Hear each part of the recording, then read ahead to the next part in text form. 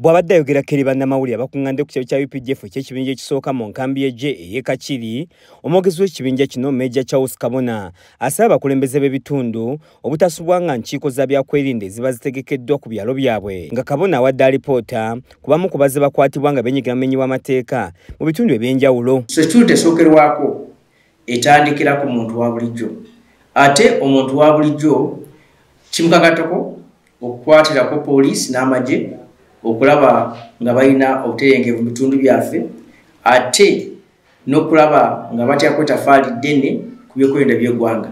Kati ffe nga UPDF nga tukolamu n'abakulembeze ebitundu tubadde nga tutambula mu bitundu bingi mu Kampala. Ng'oggyeko okwetaba mu nkiiko eziba zitegekeddwa ab'ebyokwerinda, Major Kabona asabye abakulembeze b'ebitundu nabo okukola ng'enkiiko mu byalo byabwe basobole okusala amagezi ku kya bayinza okumala obumenyi bw'amateeka mu bitundu byabwe. Tugamba abatuuze n'abakulembeze ekibalina kukola okunyweza ebyokwerinda mu bitundu byabwe, kubanga obumenyi bw'amateeka buba nga bukolebwa mu bitundu byabwe ate ennaku endala bukolebwa abantu nga babamanyi. Major Kabona anokoddeyo ebimu ku bitundu bye bakozeemu ebikwekweto ne bakwata abamenyi b'amateeka, bw'atyo n'asaba abantu okukolagana n'abakuumaddembe ng'ababuulira ebifo ebisinga okubaamu abamenyi b'amateeka basobole okukolayo ebikwekweto. Bazze nga batu information batulopedde ebitundu ebikyamu ebibadde bifuusa katiro, ne batulopera abantu abakyamu ate ne batuwa n'enamba zaabwe ez'essimu. Ategeeza nti ku lw'enkolagana ennungi balina n'abakulembeze b'ebitundu eby'enjawulo